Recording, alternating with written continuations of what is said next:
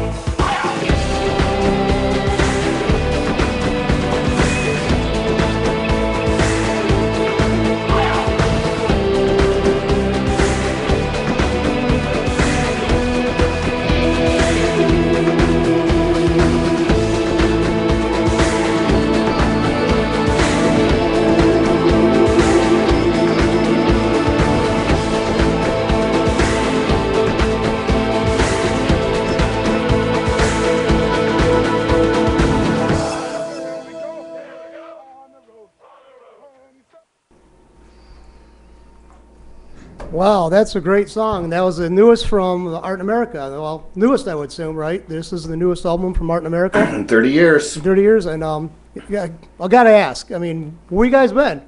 Well, you ever heard of, never mind. I can't say that one.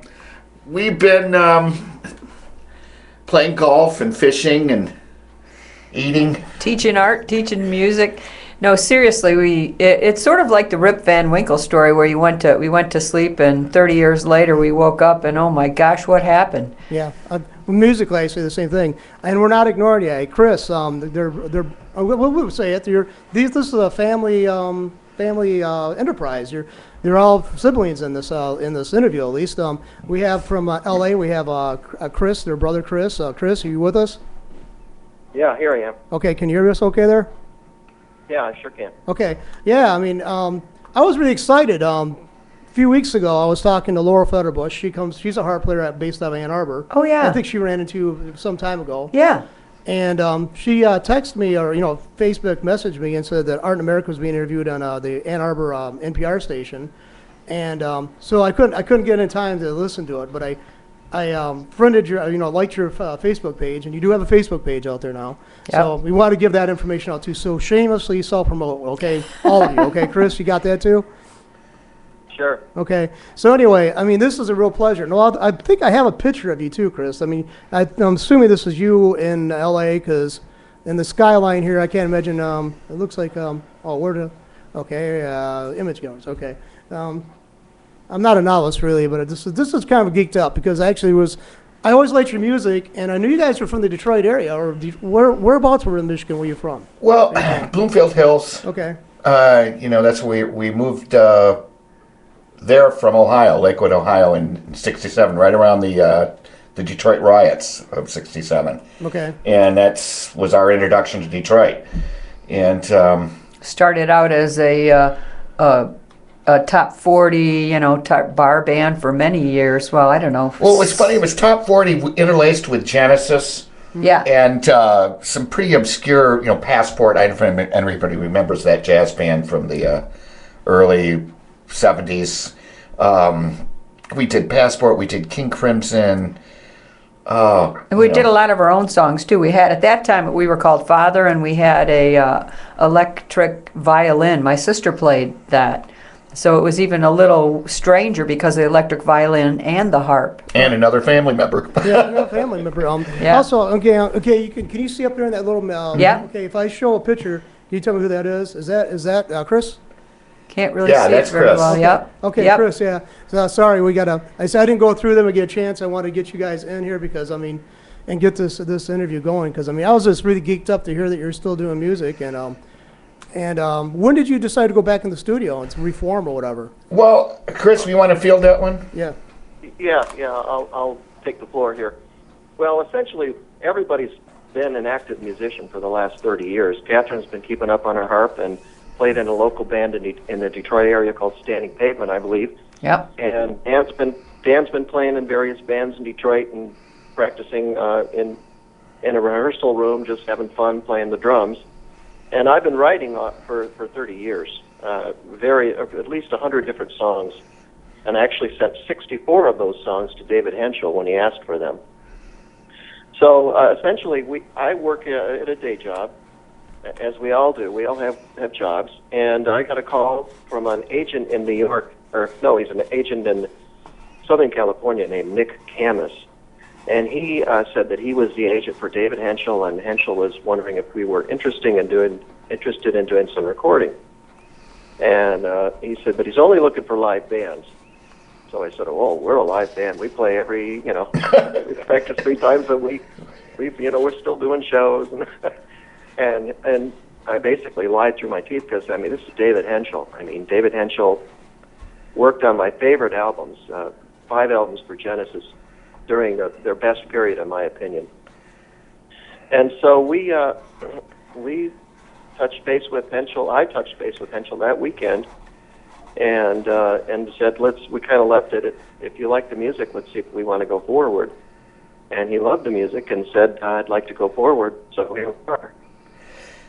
I'm just really. It was just it seems so like serendipitous that or coincidental, I should say, that I was talking to Laurel during the last interview I had with her just a couple months ago, and we talked about Art America and the band, they had a harp in it, and she's and I was just wondering. I remember when I was preparing for this interview, I went back and looked at the YouTube videos, and I actually saw that 4 years ago I made a comment about I wonder where these guys are at now. Huh? And it was like, so I don't know if you saw that. If you go back and look at your Yeah. comments on there, and I actually posted that, and it was like I always wanted. I knew you're from Michigan, but back before the MTV was big. VH1 came later, but That's right. it was you had a video on which is on YouTube that was on MTV back '83, wasn't it? Yes, back in '83, right in the heyday. Yeah. So, Way back when MTV was awesome, had all kinds of beautiful, a lot of music. It wasn't quite the reality TV thing that it is now. Totally different story. Yeah. Yeah. It's like it's Oh, really, yeah. and it's like it's sad because I don't know where you can go now. And that's another thing is too. We talked about that in an interview I did the other day with another performer, and in a way, there's more freedom with the internet because you could, anybody could put out an album. That's right. But now there's no bottleneck or no kind of way of actually getting, really making a lot of money off of them now. Because years ago you had a contract with a record company. Of course, a lot of times people, they ripped you off too or whatever. Oh, yeah. But it was like there was a way of getting money off it. Now it's like it's really hard to do that.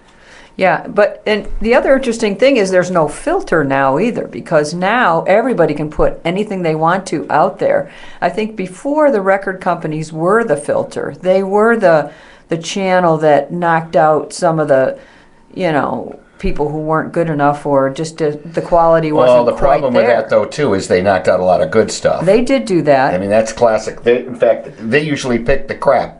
As far No, as not I'm always. concerned. Not always, but there was at least some filter. Now anybody can get out there.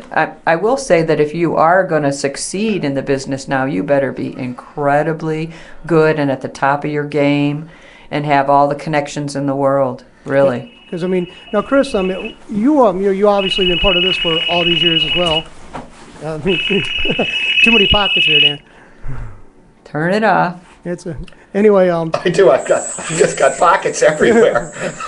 Yeah, it's like I do that when I got the vest I go for when I do remotes. I have pockets everywhere, and I'm panicking because I think I lost something. It's one of the pockets. I thought I would never put it in. Anyway, Chris, what's your observations about the music industry now compared to when you guys were first out there? Well, my feeling is it was hard then and it's hard now. There's a whole different set of problems now, and people need to be super savvy in order to break through the noise. It is just, there's hundreds of thousands of wannabe musicians out there, and I don't know. I'm happy to be doing it. The internet allows us to do it now, which, being, at the age that we're at, I don't think we'd be able to do it had it not been for the ability to put the stuff up on Facebook and YouTube and that kind of thing. Because the sales are not what we'd like them to be, but we're certainly getting a lot of listens. Yeah, I did that track we just played. By the way, I got to look up the name of that. That first one was "A Tale of the Unexpected." Yes. Yes. That was, definitely a different sound than remember hearing from you before. So it seems you guys have kind of evolved in quite a bit too as well. So. Right. Yeah, we have basically a lot of different types of genres that we paint with. That's one of them. That's definitely, that was a linear song that I wrote from beginning to end with not even knowing where I was going to go. And then everybody put their input in it, of course. And Catherine even had a harp part that she wrote that was spectacular. That at some point I have posted it up on our SoundCloud page, and I'll do that again, I guess. I also had another version that was more Jeff Beck-like, and Hentschel was kind of at the helm, and he said, "No, let's go with Chris's initial vision on this and make it more mellotron and keyboard oriented." So that's why that's different than everything else. I like Tony Levin's bass playing on it. We snagged Tony Levin from King Crimson and Peter Gabriel's band. He's just an outstanding pro. Really good Top bass player. notch, yeah. And he just I thought he just did a wonderful job with that song, especially. Yeah, and for each song he presented like 2 or 3 different parts, and he allowed us to say, well, I'd really like most of it, but why don't you pull this from this other part? We worked with Hentschel on fine-tuning some of that, just like we did for the whole recording. You go in trying out different parts, and it's like painting with different colors, and you might like a light green or a little bit darker green or an emerald for this part. Or a chartreuse. I heard that word a lot. I don't even know if I know what a chartreuse is. But, I don't know, but it sounds great.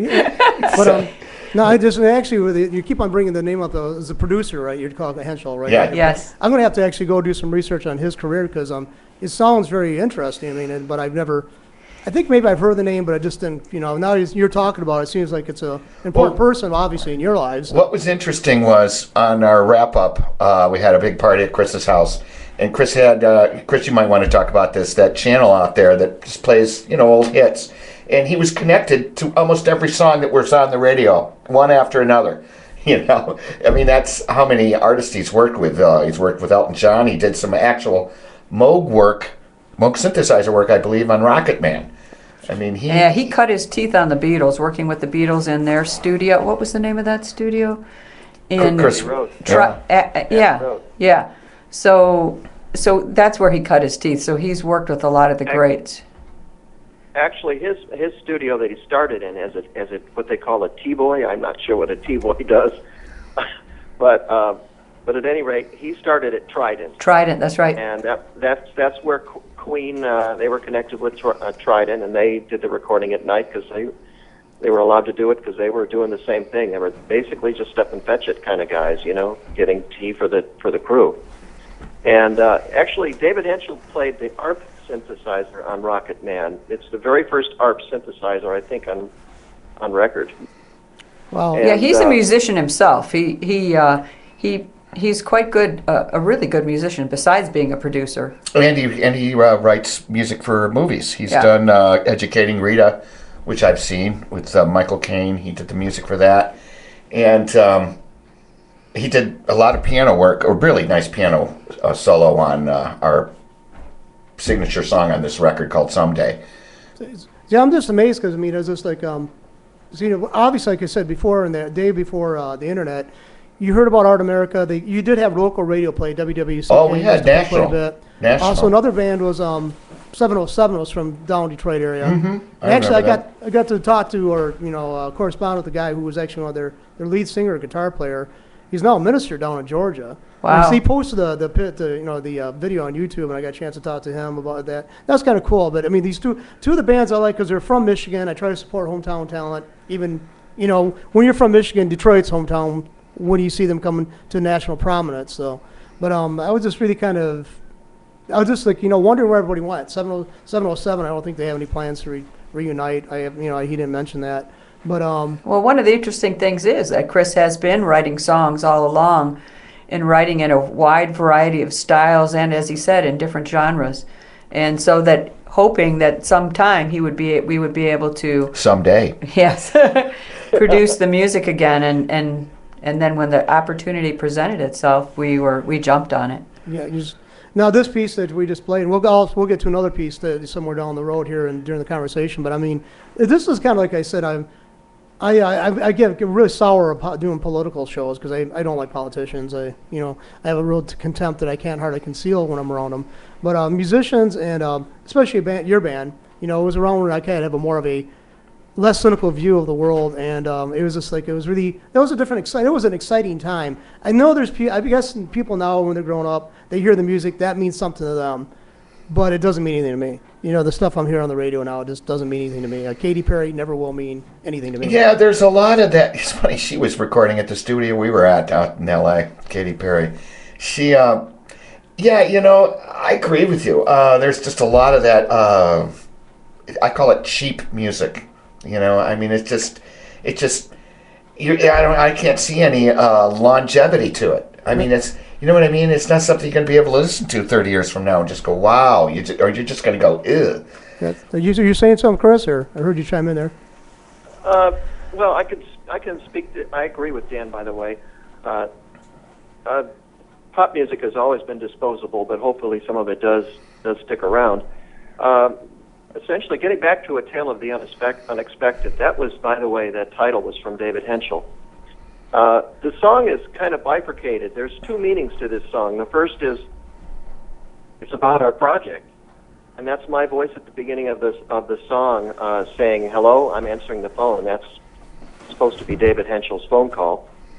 And then me and Dan were in the middle of the song there. There's some clips from we recorded ourselves at my house while the project was ongoing. And Dave inserted that into the song, as well as sound clips from Witness for the Prosecution with Charles Lawton, and he's the guy doing the liar bit. And also Full Metal Jacket, there's some of that in there, and then military cadence marches at the end. So you've also got this sort of a zeitgeist of what's going on with the world in terms of one side always lobbing the liar word at another side. And I'm not taking any particular side in the song politically, but it's also kind of something that could be said for geopolitical affairs too. One side is always saying liar to the other side. So, that's kind of simplistic, but it is kind of tone painting. And so the zeitgeist that that you're hearing on the radio and on the television is kind of evident in the song itself. So that's kind of getting to that song. Yeah, I used to have like me and my ex-girlfriend used to sit around and talk about that, about like writers, when they write something, they intentionally they had something in mind when they're writing it, but it hits a larger audience and they bring their own personal experience into it, and then I guess they would call that in they call it in theology and also a branch of philosophy, they call it hermeneutics. You try to basically interpret what you're reading, and basically, and that's what it is with music too. I mean, I don't know if did you ever, Pete Townsend came a few years ago, quite a few years ago now, with a Psychodelic album. I don't know if you ever, it's a radio play, basically, and in it, he's talking to this woman, and he's talking to her about his, as he's like an aging rock star, and he's like writing to this girl, it's supposed to be a girl, and he says, basically, she wants to be a star, and he says, basically, though, when you're a performer, though, you're actually, your listeners, your fans are actually looking to critics for validation. And then, but the critics will, if they shut you down or trash you, then the fans are kind of wounded because they thought they knew it was good, and now. Well, that's interesting, because speaking of critics, I'm telling you, at least with me, and I'm pretty sure with Chris and my sister, is we're our biggest critics. I mean, that's the way we were with this whole record. Very, very critical. And we had to tell David Hentschel some things that we were, we wanted changed, and we were very adamant about, especially when it came to the mix. And, I mean, my God, it's like that's a problem with a lot of musicians. If they're not critical, they don't get any better, because everything they do is just wonderful and great. Right. But, like I said, we're our most vicious critics. Well, I think that's important, too. As any human being, you need to be self-analyzing, doing self-reflecting. And not delusional. Yeah, and looking, as a teacher, I do it all the time, because you have to be on top of your game. You have to be constantly dealing with 32 different kids in the room, and so you need to know how to deal with them and whether it's working or not. So you're always analyzing, you're always reflecting. Did that work? What didn't? Same thing with music. So if a part doesn't work, you throw it out and try again. I have to let go of my ego and say, well, there should have been harp on that first song, but hey, it would have been too busy, too much. So I have to just step aside and go, what's good for the song? What's the best thing for the song? Yeah. Actually, Catherine had to really let go on that first one, because she was very adamant that she had and she did have an excellent harp part. It changed the song, and it changed kind of the feeling of the song. And Hentschel kind of upvoted us on it. He really was pretty adamant about it, that it stay the way that it was originally intended. So we had to swallow our pride on that one, especially Catherine or Shoshone. No, yeah, see, but as a an artist though, at some point you're going to say, wait a minute, I don't like using the term vision, because that's kind of a weird term, but it's basically you have this idea in your head, what do you want it to sound like? Yes. And somebody changes, because let's face it, it's collaborative effort. Yes. And so sometimes there's a dilemma there of finding out who is actually, maybe has got the better way to go with. Yes. I always go to the source, the original song, the way Chris had presented it to me. I usually just try to, because he writes out his own drum parts on a drum machine. I stick to those parts. I mean, I think they're perfect. I mean, and of course, he's been sending this material for 30 years to me, and I listen to it all the time when I'm out fishing and just hanging around with my friends. And I've been listening to this stuff for years and years and years, and I've grown to love the way I was presented with it. And I pretty much stuck to Chris's parts. I remember the same thing with Someday. I wanted to put some more harp in there, but it would have changed it, made it too candy sweet. Yeah, you've got to be very careful with the harp. You have to be super careful where you weave in this instrument or take that instrument out. And we deferred to Chris on that, because he's the songwriter, and Hentschel, of course. No, it's like, I mean, I think Hentschel was. I'm sorry. Hentschel was very vocal about that. Go ahead, John. No, I mean, I was just saying, I think it's just very remarkable too that you have such a talent, being a producer, because I mean, it's just a lot of people, your band was in the '80s, and a lot of people, I wasn't ever forgetting you, but I mean, a lot of people, you kind of slipped the conscience of a lot of people. Yeah. But I mean, you still have this rather prestigious individual that you're working with, but plus your own talents, and that's got to be gratifying to know you're working with probably the top names name. Well, Eddie offered on our first record. I mean, Eddie did all the Yes records, Emerson, Lake and Palmer's records. And it's funny how we worked with 3 major producers, and the 2 English producers were the sweetest, kindest men. And I thought they did a great job with our music, whereas the American producers at Criteria in Criteria Studios in Miami were not good. It wasn't a good match. It was a very, very horrible experience down there. But the first, I think the way it worked for us too was we felt, and we do feel now, it's like bookends on our career, at least at this point, at this juncture in our lives, to have Eddie Offord start, and then for this album to have David Hentschel to be the other parentheses. It's been awesome. Yeah, and this, like I said, though, when I was listening to your music years ago, I know artists probably hate to be classed or put into categories, but I think everybody does that, And I always thought the way your songs were written and the content, they were cerebral. They're more like people who like Rush would probably listen to you, right? More than people who would listen to Metallica or something like that. Oh yeah, we could compare it to Rush. I mean, that's our niche. Rush, yes. Genesis, King Crimson. I mean, the progressive rock, niche. Well, Genesis was actually very experimental. I mean, and Peter Gabriel retained that Incredible. More his solo career. Genesis, later on in the 80s, become more like your commercial pop band. Very much so, yeah. I kind of lost interest at a certain point. But, yeah, they did. They were incredibly experimental. The first 7 records, just amazing. Yeah, that's a gun. And then that's what we all love, especially Selling England by the Pound and Nursery Crime and Foxtrot. Supper's Ready is just a masterpiece. Yeah, I love Supper's Ready. That's on Foxtrot, Genesis. Incredible. See, a lot of stuff was like, I'm 50, and I remember when I listened to Genesis, it was just becoming more popular, and I'd had friends who listened to the older stuff, and they said, that stuff's crap compared to some of this is. And then I became a Peter Gabriel fan, I guess. I hate to use the term because it means fanatic, but I'm not a fanatic about anything. But also, I'm a big fan of Kate Bush. I do like the oddball stuff. Kate Bush is she's my heroine. She's she's the female Gabriel. Right. Well, they done that one song that was did get a lot of radio play. Yeah. Don't Give Up. Yeah, that's beautiful, and she's my God, I just love her records. I mean, talk about a lot of people when I'm around people and I play that, they just cringe. They just don't like it, and where I just am enthralled by it. Did you get the last 2 CDs she came out with? 50 Words for Snow and Director's Cut. Did you get those 2? Didn't.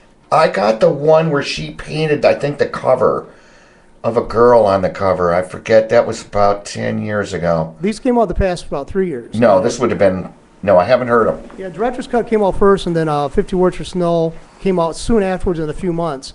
And I got both. And she reworked some of the material that she did for Director's Cut, and that's what it makes it sound like a Director's Cut. But right. She also, on 50 Words for Snow, she had some very unusual stuff. I mean, very great. I mean, for the title track is just, the song that's named after it. Just she also great. Did what Gabriel did a lot, and especially a lot of those bands back then, have a theme to the whole record.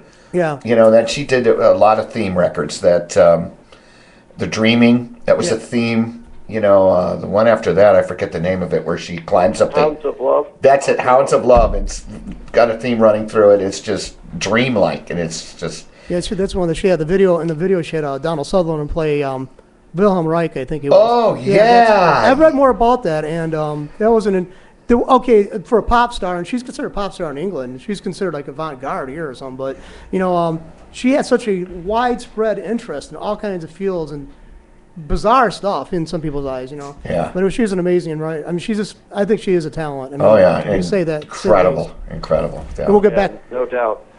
So I'm glad. If I could make a deal with God and get him to trade places. What a great song. Yeah. It's an amazing song. And but the thing is, it did get radio play. And one of the VJs on MTV years ago actually put J.J. Jackson was a big fan of Kate Bush. And I think he was enamored with her too. He's in love with her. She's a gorgeous woman. Oh yeah, I think so. Yeah. So. He was nice to us, J.J. Jackson. he added us to. He started a alternative station out in California where they just pretty much did B-sides of old singles and stuff. And I loved the channel, and he added us to that. It was interesting hearing our music on the radio out in Los Angeles. It's just a kick every time you hear it on the radio. That's got to be a thrill. It is a thrill. It's just very different too. I think even the radio business has changed with the playlists and everything. You can't break in. People aren't doing what you're doing here as much as they used to. Mm-hmm. You had shows on WDET and everywhere where people were the disc jockeys could pick whatever they wanted to play, whereas now they're I don't know what that's been. Programming. 15. Yeah, they had to now they program so much you can barely squeeze your way in. Yeah, 'cause so it's made room for all the alternative stations.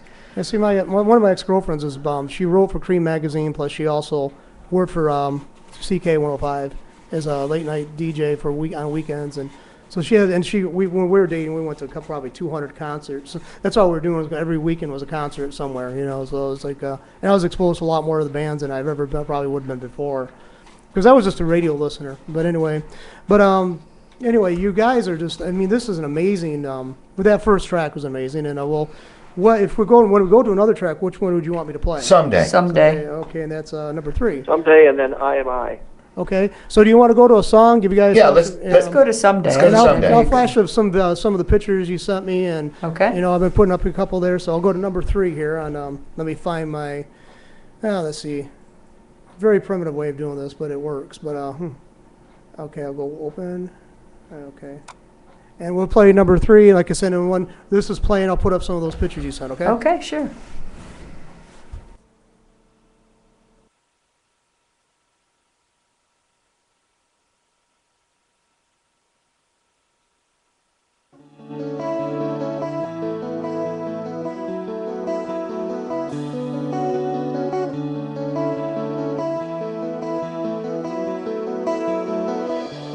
Yawn awake,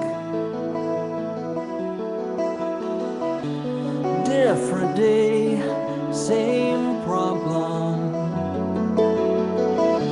same old race for time, a daily grind that wears your soul away. Here we go again.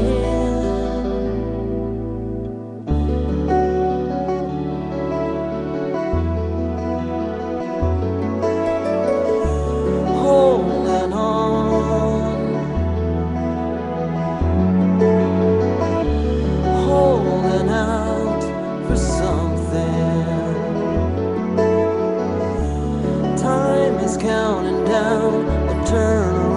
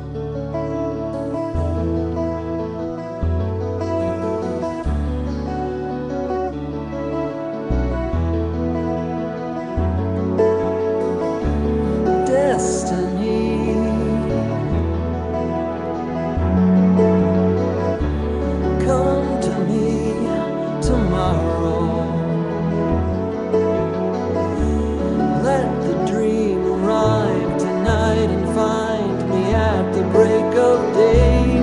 Let it all begin.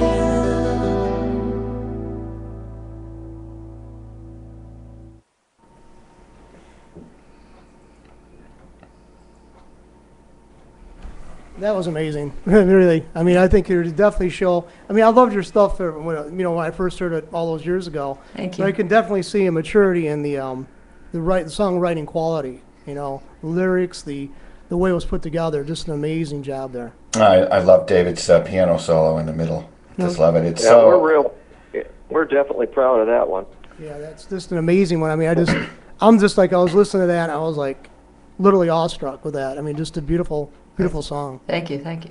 Oh man, it's just like there's so. I mean, when I do this, I meet a lot of people who are talented, but like I said, I've always had a kind of a fondness for your band, and it's just kind of I'm not a person who like I've met a lot of, I've met actors, met celebrities during the course of when I worked at U of M, videotaped them and stuff like that, and a lot of them didn't impress me. But what I liked about you, and it was so cool to actually get a chance to meet you all, is, in a sense, is that you were from Michigan and you're doing something. Definitely, you could tell like the harp is. I don't know. I'm gushing, but I mean, it's really just great to meet you and Well, to hear you as you continue into this stuff. Flint's been very good to us. I mean, we played we did I forget, was it a free show at Capitol Theater for people who were out of work? And Concert for the unemployed. Concert for the Unemployed Yeah. at the Capitol Theater. Was that 83? 19, Yeah, 83. 1983, May 23rd or 25th, 1983. Actually, we had a big boost from Mark Miller, who used to be on WWCK back then. Yeah, it's like he was a great man. So was there was Jeff Holbrook, another great guy. He's the one that run the radio station, I think, still in the Lapeer area. I Wow, think. I okay. think he still might be around. Last I knew he was anyway. But anyway, yeah. So Capitol Theater. I don't know if you knew this or not, but AC/DC made his first North American appearance ever at the Capitol Theater here in Flint. Wow. Wow. Yeah. Wow. That's Yeah, it was a interesting. lot of fun, that show. Wow. A lot of fun. So, we used to have like concerts when we used to have the old IMA down, which is now part of the U of M campus. We used to have like April Wine, Nazareth. I guess Ted Nugent came quite often. I mean, it was a music town, man. I mean, we had lots of music going on, and we still do with Local 432. I don't know if Good. you ever heard of that?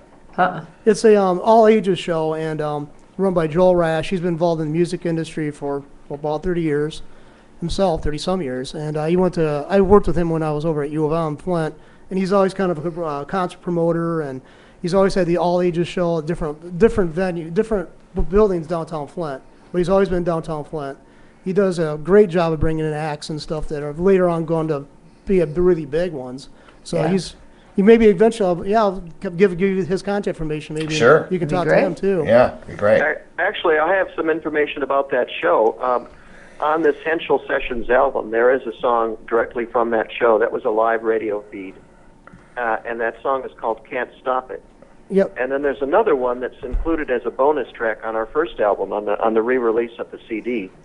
And that one is called Insult the Fashion. That's also from that night. And then the other song from that night is called Won't It Be Strange? And that's a live version of that. And it's funny, at the end of the song Insult the Fashion, I basically say, I say, thanks a lot, you've been a great audience. And I'm thinking now he probably says that to all his audiences. And then the other thing I said was, we'll be back. we never did come back. It's been 30 years. And the other thing is, and through no fault of our own, by the way, and the other thing is I say, we're going to be at Conto's tonight. We'll meet you out there. Conto's was a local bar. So that can all be heard at the end of that song on bonus tracks on our first re-release on that first album, the Eddie Offord album. Yeah, it's like a long time. Connell's been out of business, I think, quite a while now. I mean, well, it's gone through changes. It's been some other kind of club for a while, and then I don't know if it's still. That's sad. I don't know. My friends used to go to Connell's all the time. So, but Yes. It's just funny hearing that because it was almost anti-prophetic because we never did come back, and we promised we'd be back. We're back now, Chris. Hey, Huh? yeah, we're back now. Yeah. We made it back. We made it back to Flint. Yeah. Yeah, actually, we're back at this very moment. Yeah, that's a good point, Dan. Hey, by the way, I forgot to tell you guys, they're side address microphones. You've been picked up pretty decently, but you address them on the side there, so not on the okay. end. So Catherine just turned my mic the wrong way. it's like, Chief said, no, you've had enough time. Okay. Too much airtime for Dan. No, I was gonna say, definitely, Michigan is definitely a center for music, though. I mean, you have like what Interlochen and all those other music camps around that. I mean, Interlochen that's the entire camp, or or Yeah, my sister went to Yeah, she went Heidi to Interlochen. Yeah, that's a really nice center for a lot of concerts they have there, and the camp they have. I looked into it for my kids. My one son's a musician too, so. Yeah, it's like my brother has a computer business. A few years ago, he was doing work for them, putting in computers at the Interlochen camp. So. Oh, okay. So that's my claim to fame about Interlochen. I never was that musical. I can play a mean stereo, but at a kazoo I can kick butt on, but no. Kazoo. Yeah, it doesn't get you a lot of it doesn't get you a lot of fans. So No, but there are probably kazoo groupies out there somewhere. Which is another interesting aspect, I think, of Art in America from the very beginning was the use of the instruments. Not just did we have a harp, but we also had a koto, which is a Japanese type of a harp that almost looks like a surfboard. We used that in concert. And on this latest album, we used a tambura, which is an instrument from India. It's the bass instrument that goes along with a sitar, so we used that. And then there's a little bit of sitar woven into that. What's the name of that song? That last one. We're getting old. Oh, We're forgetting. God, Chris. Chris, help us here. Chris, help us here. What are you talking about? New Swami? Yeah, That's New it, New Swami. Swami. Yeah, on the New Swami, where it's got the various Indian instruments. So, I mean, our idea was to be eclectic, and I had been in a group before that had instruments from around the world. So we would weave those into our live concerts quite a bit, and also onto our recorded music. I think you're just a very, I could say, a very diverse thinking group. And I mean, it's just like I've always been impressed by you. Well, thank like I you. said, and it's just it's really gratifying to see that you're still into music, and that actually, I think you're from the song of this CD. What I've heard from these the songs in this CD, you guys have, actually brought the game up to another level. Really. Well, it is available on Amazon.com. Well, the other thing is we also have a website that I threw together, but you can actually live stream a lot. You can click on any one of those links on artinamericamusic.com, and then you can find the music that way, or you can also, of course, find it on Amazon. I mean, pretty much. Yeah, that's the thing. We've got this music posted at least 20 different sites on the internet. It's up on a site called it's IAC Music. And that we've got a lot of demos that are up on there, and then we've got it up, of course, on SoundCloud and YouTube. I've got at least 30 videos on YouTube, and they're not produced videos. These are just slideshow videos. The SoundCloud page has got some direct from Eddie's master songs on there for people that are really into great audio quality. They ought to go to our Art in America SoundCloud page, and they can listen to Eddie's mix before it was mastered. The song Art in America, and you can hear big booming bass pedals, and it's just incredible. So that's a nice site to hear some of our other music. And we're up on SoundClick and we're, of course, on all the streaming sites like Mog and Spotify and Pandora and Rhapsody and MySpace, which is kind of, kaput these days. Yeah, Facebook seemed to really beat them out. But. Yeah. Yeah, Facebook's incredible. And by the way, we're getting a lot of action on Facebook, and it's kind of nice because we're getting fans in parts of the world that we never thought were possible. We're getting a lot of fans in India, the Philippines, which both those countries actually speak English as a second language, and we're getting them in Finland and Iceland and Norway, and big reactions in Italy and Greece for some reason. I guess they have big prog bases over there. But so we're excited about that. It's not, of course, huge sales because most people stream this stuff on the internet now. And so our goal is to basically, I think, get enough fans on Facebook to possibly do a crowdfunding campaign and come up with the funds to do another 10 songs with David Hentschel, which is what we would really love to do. Now, is there any plans for a tour? Not at the moment. It'd be difficult. Catherine teaches. Yeah, I teach, so that's part of the problem. We'd have to do it in the summer. Would we love to? Yes. Again, you're talking money, though. That's my dream. I mean, that's what someday is about, basically. Yeah. The dream is that someday we're going to be able to do this again. I mean, those are the best times of my life, and all of our lives, except for having kids, of course. Sorry, kids. Anyways, He gets beat up as soon as he gets a phone. yeah, just being able, being in a live band is just. It's a lot of fun being in the studio, but being in a live setting, that is just a blast. Well, anyway, I mean, guy, you three are just you really what really touched me, what really got to me is you're so eager to talk with me and you come quite a distance. You two did, and you took quite a bit of time out of your daily schedule to talk to us there, Chris. I mean, I really am appreciative of all that. Well, thanks for inviting us. And I hope to I hope to see you more from you and hear more from you. I think we'll wrap it up right now. Okay. What song do you want to go out with? We'll play it out. We'll just say our goodbyes here, and I'll play the song through, and I'll put some of those pictures up again. And I am I. I am I. Yep. that's number 2. All right. Hold on. Let me see. Number 2. All right. So again, you three, thank you very much. Thank you so much for having us. Thank you very much, John. Thanks, John.